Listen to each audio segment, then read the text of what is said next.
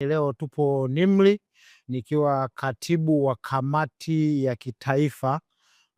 ambayo inahusisha wizara nyingi katika kuratibu masuala ya usugu wa vimelea vya magonjwa dhidi ya dawa au inaitwa AMR Multisectoral Coordinating Committee. Kwa leo tunafanya mkutano wetu wa 32 kwa maana ya kikao ambacho tunaratibu. Tunapokea taarifa toka kwa zile kamati ndogo ndogo kubwa 4 zinazoratibu masuala ya usugu wa vimelea vya magonjwa dhidi ya dawa. Kwa tutapokea taarifa kutoka kamati ya masuala ya uelewa na uhamasishaji, tutapokea taarifa toka kwenye kamati ya ufuatiliaji kwenye masuala ya maabara na kujua, tutapokea taarifa toka kwenye kamati inayohusiana na masuala ya kinga kwa maana ya IPC, lakini vilevile tutapokea taarifa toka kwenye kamati inayohusiana na masuala ya matibabu, matumizi ya antibiotics kwenye vituo. Kwa hiyo tukishapata hizo taarifa zote tunazijadili, na mwisho wa siku, kwa sababu hiki ni kikao kikubwa kinachoongozwa na mganga mkuu wa serikali kama mwenyekiti,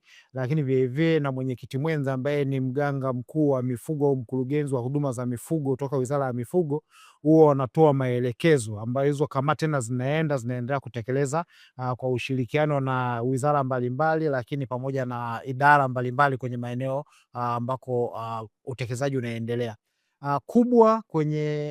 kwenye hiki kikao ni msisitizo kwamba ni muhimu kwa sababu swala la